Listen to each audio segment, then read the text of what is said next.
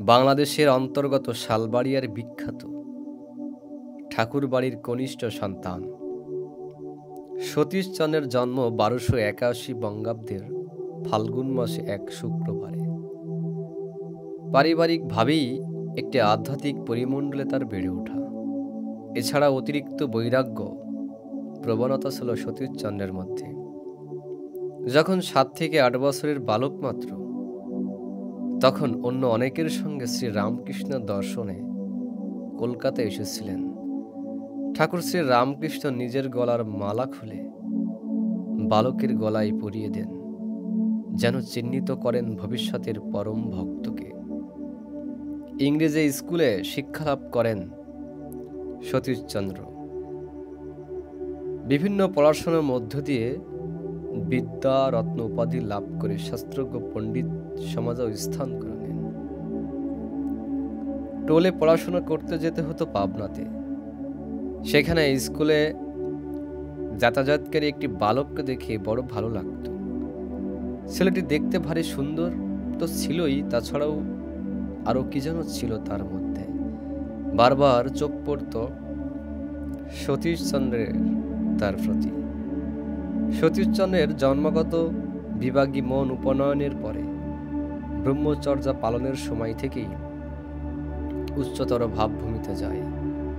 সংসার বৈরাগ্য ভালোভাবে বাসা বাঁধে অন্তরে। এদিকে পারিবারিক শিষ্য সংখ্যা প্রচুর, প্রায়ই কোনো না কোনো শিষ্য বাড়ি যেতে হয়। যা যা করণীয় করেন সবই, কিন্তু মন পাখি আনমনা হয়ে থাকে। দাদা মুকুন্দচন্দ্র বহুবার বলেও ভাইকে বিয়েতে রাজি করাতে পারেননি। দেখতে দেখতে বয়স হলো 30 বছর। 1311 বঙ্গাব্দ শিষ্য বাড়ি থেকে ফিরছেন সতীশচন্দ্র। দূর থেকে দেখেন বাড়ির সুদূরে বসেছে উঠোনে সামিয়ানা, কোনো উৎসব অনুষ্ঠানের আয়োজন চলছে। বাড়িতে ঢুকে জানতে পারেন পরের দিন তার বিয়ের ব্যবস্থা পাকা করে ফেলা হয়েছে। তাকে কিছু জানানো হয়নি আগে। মনের মধ্যে ভারী অস্থিরতা অনুভব করেন। একদিকে পারিবারিক মর্যাদার প্রশ্ন, কথার খেলাফ হলে তার অভিভাবকদের চরম অসম্মানিত হতে হবে। আবার অন্যদিকে বাউকুলে বৈরাগী মন ছটফটিয়ে ওঠে বন্ধনের আশঙ্কায়। এক স্বপ্ন দেখলেন ঘুমের মধ্যে। এক পরম রূপবান কিশোর তার মাথায় হাত রেখে গভীর স্নেহে বলছেন, ভোগের দ্রব্য সম্মুখে রেখে ত্যাগই ত্যাগ, নতুবা ত্যাগ ভ্রান্তি মাত্র। বড় চেনা চেহারা কিশোরের, পাবনার সেই স্কুল পড়ুয়া সুন্দর ছেলেটি। ঘুম ভেঙে গিয়ে দেখেন এক অপূর্ব শিহরণে শরীর মন রোমাঞ্চিত হয়ে উঠেছে। মনের অস্থিরতা দূর হলো।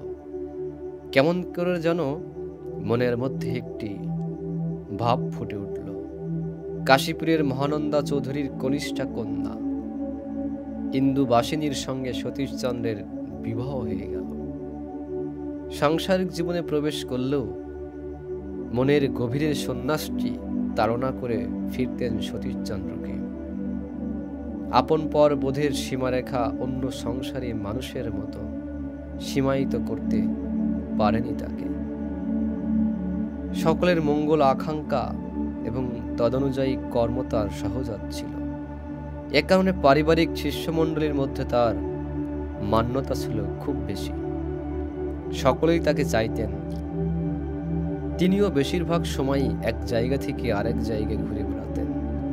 1319 বঙ্গাব্দে সতীশচন্দ্র তীর্থ ভ্রমণের সংকল্প করেন। বাজিতপুর ঘাটে এসে উপস্থিত হন স্টিমার ধরার জন্য। সেখানে এসে শোনেন স্টিমার আসতে অনেক দেরি আছে। কাছেই শিষ্য পুলিন ঘোষের বাড়ি। পুলিনের একান্ত ইচ্ছা সতীশচন্দ্র এই সময়টুকু তার বাড়িতে বিশ্রাম করুন। প্রিয় শিষ্যর অনুরোধে গেলেন তিনি পুলিনের বাড়িতে। ঘরে ঢুকে প্রথমেই চোখে পড়ল বেড়ার গায়ে টাঙানো একটি বাণী, ভোগের দ্রব্য সম্মুখে রাখিয়া ত্যাগই ত্যাগ, নতুবা ত্যাগ ভ্রান্তি মাত্র। কথাটি খুব চেনা মনে হলো সতীশচন্দ্রের। কবে কোথায় যেন শুনেছেন। পড়ে গেল বিবাহের আগের রাত্রে দেখা স্বপ্নের কথা, অপরূপ এক কিশোরের কথা। বিস্মিত হয়ে পুলিনকে জিজ্ঞাসা করেন সেই বাণীর উৎসের কথা। পুলিন কিছুটা ইতস্ত বোধ করে, মনে সংশয় আসে যে গুরুদেব ব্যতীত অন্য কারোর প্রতি গভীর শ্রদ্ধা অনুরক্তির কথা জানলে গুরুদেব হয়তো অসন্তুষ্ট হবেন। এমন সময় বাড়িতে প্রবেশ করলেন 23 থেকে 24 বছরের এক তরুণ। উজ্জ্বল কমনীয় মুখখানি সেই স্বপ্নের সুন্দর কিশোর, পাবনার সেই ছোট ছেলেটি। সতীশচন্দ্রের বিস্ময়ের ঘোর কাটার আগেই সেই তরুণ তাকে বুকে জড়িয়ে ধরে জিজ্ঞাসা করেন, দাদা, কথাটা কি ভুল বলেছি? কি উত্তর দেবেন গোসাই? সমস্ত শরীরে অপূর্ব আনন্দের শিহরণ জাগে। সে রাত্রের স্বপ্ন দর্শনের আনন্দের ফুর্তি জেগে ওঠে। তিনি আবিষ্টের মতো সেই কত দিনের আকর্ষণের মানুষটির মুখের দিকে তাকিয়ে থাকেন। জানতে পারলেন হিমায়তপুর গ্রামের বাসিন্দা এই যুবকের নাম অনুকূলচন্দ্র চক্রবর্তী। ইতিমধ্যেই আশেপাশের অনেকে তাকে ঠাকুর বলে ডাকে, তাকে অসীম ভক্তি করে। ঠাকুর গোসাইকে আদর ভরা সুরে বলেন, দাদা, আমার তো মনে হয় আপনি জন্ম জন্মান্তরে আমার ভাই ছিলেন। যাবেন কি একবার আমাদের কীর্তনের ওখানে, কিশোরীর বাড়িতে? এখানে উল্লেখ করা যেতে পারে যে দুরান্ত কিশোরী মোহন দাসকে বিবর্তিত করে তাকে উত্তরণের দিকে নিয়ে যেতে ঠাকুর কীর্তনের পরশমণি ছুঁয়ে শপথে এনেছিলেন। কিশোরী মোহনের অদম্য প্রাণ শক্তির মত্ততা কীর্তনের মাটনের জাদুতে বিনায়িত হয়ে উঠেছিল। তাই সে সময় প্রতি সন্ধ্যায় কিশোরী মোহনের বাড়িতে কীর্তন হতো। সেখানে যাওয়ার জন্যেই সতীশচন্দ্র গোস্বামীকে অনুরোধ করলেন ঠাকুর। গোসাই মধুর আবদারের উত্তর কথা দিলেন যে তীর্থযাত্রা শেষে কিশোরী মোহনের বাড়ি হয়ে অনুকূলচন্দ্রের সঙ্গে দেখা করে যাবেন। ওই দিনই তার তীর্থে রওনা হওয়ার কথা, তাই সেদিন যাওয়া হবে না। উত্তর ভারতের সমস্ত তীর্থ ঘোরেন গোসাই, কিন্তু তার মন পড়ে রয়েছে অনুকূলচন্দ্রের প্রতি। তার হাসি ভরা মুখখানি সর্বদাই জাগরিত হয় মানসপটে। তীর্থপতির ধ্যান করতে গেলে ভেসে ওঠে ধ্যানে অনুকূলচন্দ্রের বদন, কানে ভাসে তারই কণ্ঠস্বর, দাদা, আমার কথা ভুলে যাবেন না কিন্তু। দেবতার পায়ে অঞ্জলি দিতে গিয়ে দেখেন অঞ্জলি দিচ্ছেন তারই শ্রীপাদ পদ্মে। তীর্থে আর মন বসে না। বাড়ির পথে রওনা হয়ে বাজিতপুর স্টিমার ঘাটে এসে দেখেন ঘাটে দাঁড়িয়ে পুলিনের ভাই মুকুন্দ। ঠাকুর তাকে পাঠিয়েছেন গোসাইকে কিশোরী মোহনের বাড়ি নিয়ে যাওয়ার জন্য। গোসাই হতবাক হয়ে রইলেন। আজ এই স্টিমারে ফেরার কথা অনুকূলচন্দ্র জানলেন কিভাবে? গোসাই রওনা হলেন কিশোরীর বাড়ির দিকে মুকুন্দকে সঙ্গে নিয়ে। দূর থেকে শোনা যাচ্ছে সংকীর্তন, এসো গৌরাঙ্গ নদিয়ার চাঁদ হে। গোসাই ঘরে ঢুকতেই সবাই উঠে দাঁড়ালো। ঠাকুর এগিয়ে এসে গোসাইকে জড়িয়ে ধরে বলেন, এসেছেন দাদা, এবার চলুন বাইরে গিয়ে কীর্তন করা যাক, কীর্তনের আগুন জ্বালিয়ে দিন। ঠাকুরের উপস্থিতিতে কীর্তন জমে উঠেছে। সবাই কীর্তন আনন্দে মাতোয়ারা। ঠাকুরও নাচছেন হেলে দুলে। অবাক বিস্ময়ে গোসাই দেখছেন ঠাকুরের গায়ের রং দ্রুত পরিবর্তন হচ্ছে। লাল, নীল, বেগুনি, হলুদ, সবুজ ইত্যাদি 7 রঙের খেলা তার শরীরে। একবার এক এক রঙে রঙিন হয়ে উঠছেন। কখনো আবার সপ্ত রশ্মির সমন্বয়ের শ্বেত শুভ্র, কখনো বা সমস্ত রংহীন ঘোর কৃষ্ণ। বিস্ময়ের ঘোর কাটে না গোসাইয়ের। এরপরই ঠাকুর সমাধিস্থ হয়ে পড়েন। অসংখ্য আসন মুদ্রা তার শরীরে স্বাভাবিকভাবে হতে থাকে, আর এক এক করতে ধক্কে বহু বছরের তপস্যা। আসন মুদ্রাদির পর দেহ ক্রমশ স্থির হতে থাকে এবং অতি দ্রুত কাঁপতে থাকে ডান পায়ের বুড়ো আঙুলটি। তাকে পরীক্ষা করার জন্যে একজন ডাক্তারি প্রোব ঢুকিয়ে দেয় আঙুলের মধ্যে, কিন্তু ঠাকুরের ভাবের কোনো পরিবর্তন হয় না। এই কঠোর নির্যাতনে শিউরে ওঠেন গোসাই, কাঁদতে থাকেন অঝরে। অবিশ্রান্তভাবে ঠাকুরের শ্রীমুখ থেকে বাণী নির্গত হয়ে চলেছে, কিন্তু সেই সব অমূল্য বাণী অনুলিখন করে রাখার কোনো ব্যবস্থা নেই। অবহেলায় হারিয়ে যাচ্ছে কত পরম ধন ভেবে দুঃখিত হন গোসাই। সমাধি ভঙ্গের পর ঠাকুর জল খেতে চাইলেন গোসাইয়ের কাছে। উৎফুল্ল গোসাই ঘটি মাথায় নিয়ে পদ্মায় ডুব দিয়ে জল নিয়ে এলেন ঠাকুরের জন্য। জল পানে তৃপ্ত হলেন ঠাকুর। সেদিনের মতো যে যার বাড়ি ফিরে যান। গোসাই শ্রী ঠাকুরের অন্তরঙ্গ পার্শ্বদ অনন্তনাথকে এই মহাভাববাণী সংকলনের প্রয়োজনীয়তার কথা বলেন এবং পরে সকলের সম্মিলিত প্রচেষ্টায় 1321 বঙ্গাব্দের 31শে জ্যৈষ্ঠ থেকে বাণী অনুলিখনের কাজ শুরু হয়। গোসাই আসেন কাশীপুরে শ্বশুর বাড়িতে। রাত্রে তার ঘুম হলো না, ভাবেন শুধু ঠাকুরের কথা। সমাধিস্থ অবস্থায় অনুকূল চন্দ্র কথা বলেন, এ তো শ্রী পুরুষোত্তমের লক্ষণ, আর বিলম্ব নয়, এবার সময় এসেছে তাকে গ্রহণ করার। ভোরে উঠে স্নান করে ঠাকুর ঘরে আসেন রাধা গোবিন্দের পূজা করতে। কৃষ্ণ নাম করতে গিয়ে করেন অনুকূল নাম। সবই তার ভুল হয়ে মন প্রাণ সবকিছু জুড়ে আছেন শুধু ওই একজন। পুজোর ঘর থেকে বাইরে যাওয়ার জন্যে দরজায় হাত রেখে এক পা তুলেছেন, কিন্তু পা নামাতে পারছেন না। দেখছেন সেখানে অনুকূল চন্দ্রকে, পা ফেললেই যে তার গায়ে লাগবে। হাত নামাবেন তারও উপায় নেই। বাহুর তলায় ঠাকুরের শ্রীমুখখানে, সর্বত্র তিনি পরিব্যাপ্ত হয়ে আছেন। নিশ্চল হয়ে একইভাবে দাঁড়িয়ে থাকেন গোসাই। অঝরে ঝরে চলে প্রেমাশ্রু। জামাতাকে ঠাকুর ঘর থেকে বেরোতে না দেখে চিন্তায় পড়েন শাশুড়ি মাতা রাধারানী দেবী। তিনি ঠাকুর ঘরে গিয়ে ওই অবস্থায় সতীশচন্দ্রকে দেখে এবং ডেকেও সাড়া না পেয়ে অত্যন্ত ভয় পেয়ে যান। ভাবেন সতীশচন্দ্র পাগল হয়ে গিয়েছেন। খবর পাঠানো হয় অনন্তর কাছে। অনন্ত সব শুনে বোঝেন এ কোন ব্যাধি। তিনি নিজেও তো ভুক্তভোগী, ওই একই ব্যাধির শিকার।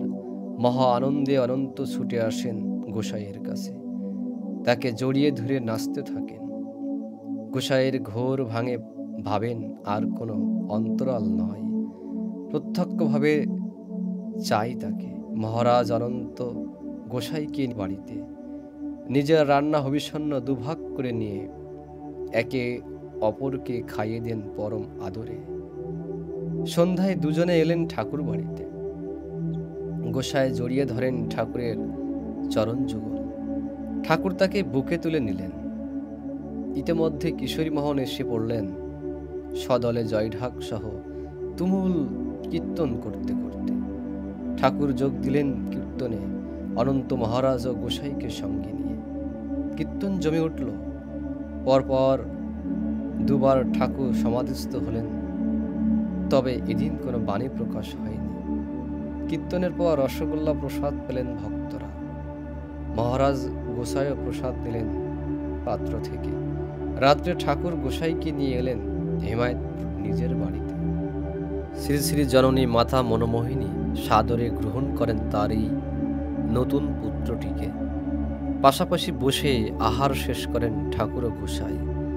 গভীর রাত্রে ঠাকুর গোসাইকে নিয়ে এলেন পদ্মা তীরে নিমতলায়। গোড়া বৈষ্ণব হলেও গোসাই কালী পুজোও করতেন। দেখতেন জগৎ জননীর মধ্যে ভগবান শ্রীকৃষ্ণের বিকাশ। ঠাকুর গোসাইকে জিজ্ঞাসা করেন, দাদা দাদা নাকি কালী পুজোয় সিদ্ধ? গোসাই জানালেন তিনি কালী পুজোও করেন। এরপর শ্রী শ্রী ঠাকুর কালী, তারা, ত্রিপুরা প্রভৃতি রূপ বর্ণনা আরম্ভ করে বীরাচারী ও দিব্যাচারী সাধন পদ্ধতির গূঢ় তত্ত্ব বলতে থাকেন। উদ্ঘাটন করেন পঞ্চমকার ও ষটচক্রের রহস্য। তন্ময় হয়ে শুনতে থাকেন গোসাই। মনে হয় জগৎজননী স্বয়ং যেন চরম গূঢ়তত্ত্ব ব্যাখ্যা করে চলেছেন। ঠাকুর হঠাৎ বলেন, দাদা তো এই মন্ত্র জপ করেন, তাই না? তার অজানা কিছুই নয়। আবার জানলেন গোসাই তিনি সর্বব্যাপী, সর্বত্রগামী, অন্তর্যামী, ধরাধামে অবতীর্ণ পুরুষোত্তম রূপে। ঠাকুর গোসাইকে বললেন তার সামনে বসে জপ করতে। গোসাই জপধ্যান আরম্ভ করলেন। ঠাকুর তাকিয়ে আছেন অপলোকে মুখের দিকে। তরতর করে সুরত চড়ে যাচ্ছে, ষটচক্র সপ্ত স্বর্গ ভেদ করে মন আরোহণ করছে আর ঊর্ধ্বে। তারপর অপরূপ জ্যোতি তরঙ্গের খেলা। সম্মুখে হিরণ্যগর্ভ পুরুষ, যার অঙ্গ জ্যোতি দিক দিগান্তে বিচ্ছুরিত হয়ে কোটি ব্রহ্মাণ্ডের সৃষ্টি করছে। ভোর হয়ে এলো। ঠাকুর গোসাইকে নিয়ে এলেন কাঠের ঘরের দোতলায়। নিজে হাতে দরজা বন্ধ করে বললেন, এবার হলো তো? লেগে পড়েন। কি হলো গোসাইয়ের এই জিজ্ঞাসার উত্তরে বলেন, কি পেলেন কাল রাত্রে নিমতলায়? কি দেখলেন, কি বুঝলেন? গোসাই আর পারলেন না নিজেকে ধরে রাখতে। তার শ্রীচরণে লুটিয়ে পড়ে কেঁদে ফেলে বললেন, আমাকে দয়া করে আশ্রয় দিন। আশ্রয় তো দেওয়াই আছে শালা। আশ্রয় না দিলে তুমি এলে কোথায়? দেখালো কে? আপনি থেকে তুমিতে নেমে এলেন ঠাকুর। বললেন, আর বসে থাকলে চলবে না, এবার ঝাঁপিয়ে পড় পরম পিতার কাজে। ঢের সময় হয়ে গেছে, আর নয়। আকুল হৃদয়ে গোসাই বলেন, আমাকে দয়া করে আপনার যোগ্য করে নিন। এবার তুমি থেকে তুইতে নেমে এসে যোগ্য তো হয়ে আসিস শালা, না হলে কি আরো পাওয়া যায়? পরম মুহূর্তেই বয়সের মর্যাদা রক্ষা করতে ফিরে গেলেন আপনি সম্বোধনে। বললেন, জানা তো হয়ে গেছে সব, আর একবার শুনে নিন। সেদিনের তারিখ ছিল 23শে জ্যৈষ্ঠ 1321 বঙ্গাব্দ। শ্রী শ্রী ঠাকুর অনুকূলচন্দ্র স্বয়ং আনুষ্ঠানিকভাবে দীক্ষা দিলেন শ্রীমৎ আচার্য সতীশচন্দ্র গোস্বামীকে। শ্রী শ্রী ঠাকুরের এই প্রথম নিজে দীক্ষাদান। পরম প্রেমময় শ্রী শ্রী ঠাকুর অনুকূলচন্দ্র সর্বপ্রথমে দীক্ষা দিয়েছিল সতীশচন্দ্র গোস্বামীকে। দীক্ষা গ্রহণের পর গোসাই ফিরে এসেছেন তার নিজের বাড়ির শালগাড়িয়ায়। শ্রবণও হয়, কিন্তু সেই অভূতপূর্ব অনুভূতি কোথায় যা তিনি পেয়েছিলেন পদ্মা তীরে নিমতলায়? তবে কি তিনি সব দিয়েও ফিরিয়ে নিলেন? ব্যাকুল হয়ে ওঠেন গোসাই। ভাবেন সেদিন তার অহেতুকী করুণায় যা পেয়েছিলাম, সাধনার দ্বারা তা অর্জন করতে হবে। কঠোর তপস্যা আরম্ভ করেন তিনি। এদিকে ঠাকুরও ব্যাকুল হয়ে ওঠেন গোসাইয়ের জন্য। লোকের পর লোক পাঠান, তারা ফিরে এসে বলে, জপ ধ্যানে ডুবে আছেন গোসাই, কিন্তু ব্যক্তিগত আনন্দ তো লক্ষ্য নয়, চাই কর্ম, তীব্র গতিতে কর্ম। ঠাকুরের যে এখনই প্রয়োজন এই শিষ্যটিকে মানব কল্যাণার্থে। গোসাই ঝাঁপ দিলে তবেই শুরু হবে কাজ, নতুবা তার কাজের যে দেরি হয়ে যাবে। 6 শ্রাবণ 1321 বঙ্গাব্দের সন্ধ্যায় কিশোরী মোহনের বাড়িতে সমবেত হয়েছেন অনেকে। ঠাকুর এসেছেন মহারাজকে সঙ্গে নিয়ে। পরম ভক্ত জ্যোতিষ ঘোষকে জিজ্ঞাসা করেন গোসাইয়ের কথা। শুনলেন তিনি সাধনায় নিমগ্ন হয়ে আছেন। কীর্তন শুরু হলো। কীর্তনের চরম পর্বে সমাধিস্থ হলেন ঠাকুর। কিশোরীর মনে প্রশ্ন, ঠাকুর গোসাইয়ের জন্য এত ব্যস্ত কেন? অদ্বৈত বংশের সন্তান, সেই কি অদ্বৈত প্রভু? ঠাকুরের কণ্ঠে উচ্চারিত হলো, হ্যাঁ হ্যাঁ, তাই অদ্বৈত মহাপ্রভু। ও ঝাঁপ দিলে প্রকৃত প্রচার আরম্ভ।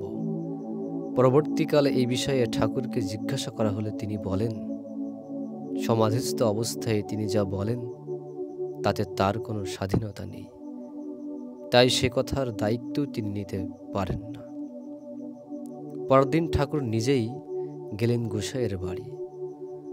সঙ্গে অনন্ত মহারাজ, কিশোরী মোহন ও কীর্তনের দল। শুরু হলো তুমুল কীর্তন। সে যুগের কীর্তনের বর্ণনা ভাষায় প্রকাশ করা যায় না। এক কথায় ঠাকুরের উপস্থিতিতে সৎসঙ্গের আদি যুগের সেই তাণ্ডব কীর্তন অবর্ণনীয়, অকল্পনীয়। নৃত্য করছেন কিশোরী মোহন, কখনো এগিয়ে কখনো পিছিয়ে, কখনো বা হুঙ্কার দিয়ে ঢাকের উপর লাফিয়ে উঠে নিচে চলেছেন। তালে তালে লাফিয়ে উঠছেন মহারাজ, অথচ হাঁটু ভাঙছে না, পা বাঁকছে না। রবারের মূর্তির মতন পা মাটিতে ঠেকামাত্র লাফ দিয়ে উঠছেন শূন্যে। কখনো ঢাকশুদ্ধ ঢাকিকে বনবান করে ঘোরাচ্ছেন, কখনো বা কাউকে শূন্যে ছুঁয়ে দিয়ে লুফে নিচ্ছেন, কাউকে কাঁধে তুলছেন, কারো কাঁধে উঠছেন। এ যেন শিব তাণ্ডবের দুরান্ত রূপ। হেলে দুলে নাচছেন ঠাকুর, দেহে জ্যোতি তরঙ্গের খেলা, অস্থিহীন গ্রন্থিহীন অপরূপ ছন্দময় নৃত্য। ঠাকুর সমাধিস্থ হয়ে পড়লেন। মহাভাববাণীতে উচ্চারিত হল, কর্ম কর্ম চাই কর্ম, যত কর্ম তত অগ্রসর। তোরা কি জানিস ভগবানের বাহু? প্রচার করতে তোদের তৈরি, কুড়িয়ে নিতে ওই শোন, ওই দেখ উন্নত প্রাপ্তি অতি নিকটে। শালগাড়িয়ায় বিরাট আলোড়নের সৃষ্টি হয়, অগণিত মানুষ সেখানে ঠাকুরের শ্রীচরণে এসে ঠাঁই নেয়। এবার ঠাকুর গোসাইকে নিয়ে ফিরে এলেন হেমায়েতপুরে। গোসাই ঠাকুরের কাছে মিনতি করেন, দয়াল, আমার যখন পরম সৌভাগ্য হয়েছে আপনাকে লাভ করার, তখন যারা আমার কাছে পূর্বে দীক্ষা নিয়েছে বা পরে নেবে, তাদের এই সৎনাম দেওয়ার অনুমতি দিন আমাকে। ঠাকুর বলেন, গোসাইদা, প্রথম প্রচারের দায়িত্ব কিন্তু অনেক, বহু সইতে হয় প্রথম পথিককে।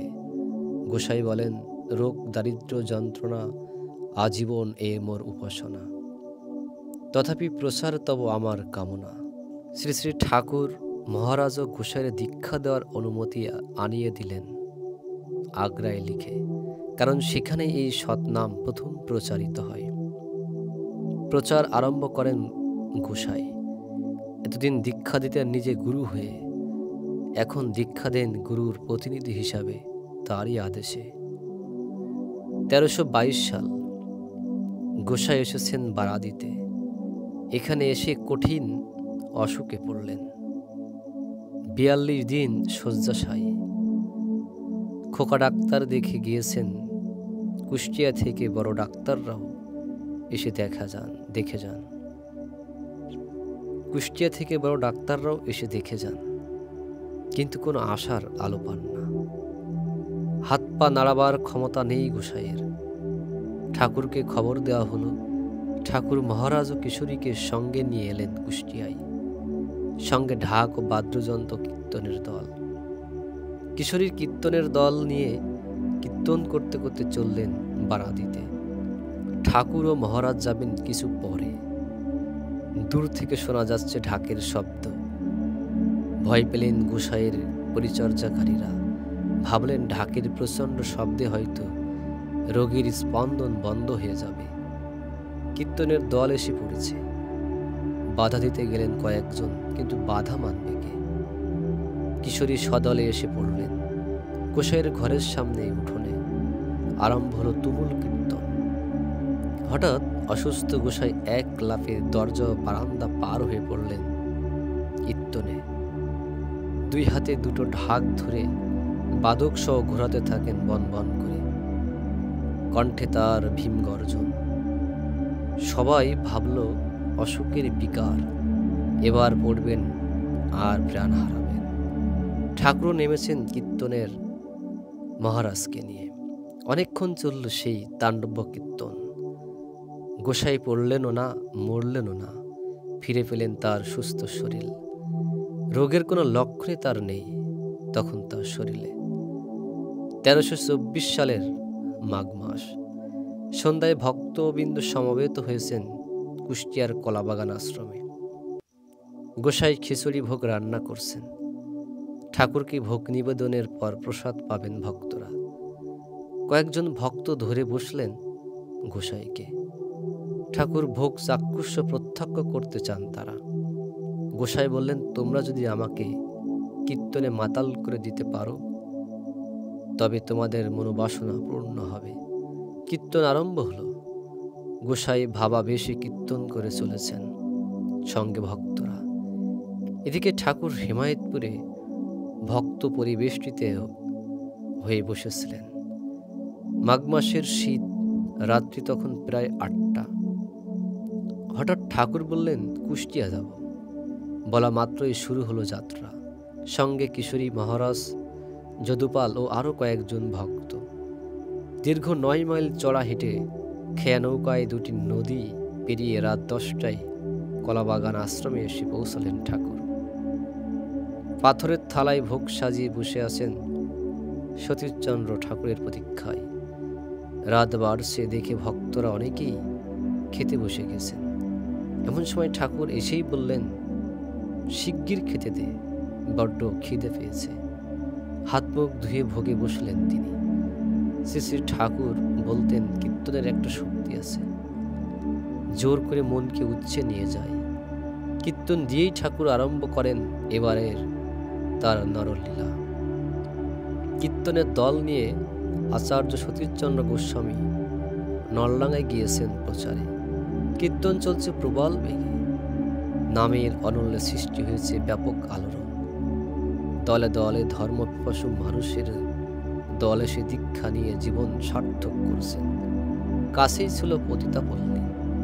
সেখানকার এক পরমা সুন্দরী রমণী অনুতাপের তুষানলে দগ্ধ হয়ে কীর্তনের মধ্যে ছুটে এসে জড়িয়ে ধরল গোসাইয়ের পা। চিৎকার করে কাঁদতে কাঁদতে বলল, আমাকে উদ্ধার করুন, আমাকে রক্ষা করুন, বলে দিন আমার পাপের প্রায়শ্চিত্ত কি। গোসাই তাকে আশা দিলেন, আশ্বাস দিলেন, ভরসা দিলেন। শোনালেন দয়াল ঠাকুরের অভয় বাণী। জীব তোর চিন্তা কি, তোর ভয় কি? মহাপাপ করে থাকিস ক্ষতি নাই, আমাকে বিশ্বাস কর, আমাকে তোদের অন্তরে স্থান দে, আমি সব পাপ তাপ মুছে দেব। পরম আশ্বস্ত হয়ে রমণীটি ঠাকুরের চরণে আত্মসমর্পণ করেন এবং যথা সর্বস্ব দান করে মস্তক মুণ্ঠন করে ঈশ্বরের নাম গানে আত্মস্থ হন। সাময়িক ভ্রান্তিতে কোনো নারীর বিচলন ঘটলে সমাজ তাকে পরিত্যাগ করত। আত্মীয় স্বজন কারোর কাছেই তার আর আশ্রয় মিলত না। এদের আশ্রয় ছিল গোসাইয়ের কাছে। তিনি বলতেন, এদের ছেড়ে দিলে এরা আরও অধপতনের পথে চলে যাবে। এদের দ্বারা বহু লোক ক্লোশিত হবে, অজস্র বর্ণ সংকরে ভরে যাবে দেশ। বরং এদের আশ্রয় দিয়ে আদর্শের পথে উদ্বুদ্ধ করতে পারলে মঙ্গল হবে সব দিক দিয়ে। কীর্তনের অমিত শক্তির বহু পরিচয় কীর্তন সাধক আচার্য সতীশচন্দ্রের জীবনে পরিবর্ত। কীর্তনরত অবস্থায় স্পর্শ করে কতজনের জীবনে যে তিনি কত অঘটন ঘটিয়েছেন তার শেষ নেই। একবার বড়াইচারা গ্রামের জানকী হালদার অত্যন্ত অসুস্থ হয়ে নাম চিকিৎসার সাহায্য চেয়ে খবর পাঠান। শ্রী শ্রী ঠাকুর আমলাপাড়ার রামকৃষ্ণ বিশ্বাসকে জানকীর চিকিৎসার জন্য যেতে বলেন। রামকৃষ্ণ কিন্তু সাহস পায় না, ভাবে সে কি করে পারবে। ঠাকুর তাকে স্পর্শ করে ভরসা দেন, নিশ্চয়ই পারবে। চিন্তা নেই, ঠাকুরের নির্দেশে সে অবশেষে বড়াইচর গিয়ে জনকের স্পর্শ করে নাম করতে করতে রোগীকে আরোগ্য করে ফিরে আসে। এই রামকৃষ্ণ বিশ্বাস সতীশচন্দ্রের কীর্তন জাদুর এক দৃষ্টান্ত। সে জাতিতে ছিল নাপিত, জাত ব্যবসা ছেড়ে জমিদারি সেরস্তায় চাকরি করত। দুরান্ত প্রকৃতির নাস্তিক ছিল সে। গোসাই নগর কীর্তনে নিয়ে পথ পরিক্রমা করতে করতে তার বাড়ির সম্মুখে উপস্থিত হতেই এক মোটা লাঠি হাতে ছুটে এলো গোসাইকে মারবে বলে। কিন্তু তাকে স্পর্শ করা মাত্র তার হলো অদ্ভুত দশা। অচিরেই দীক্ষা নিল সে, আর হয়ে উঠল নামধ্যান পরায়ণ পরম ভক্ত। গোসাইয়ের নিত্য সহচর হয়ে চাকরি ছেড়ে দিয়ে তারই সেবায় দিন কাটতে লাগলো তার।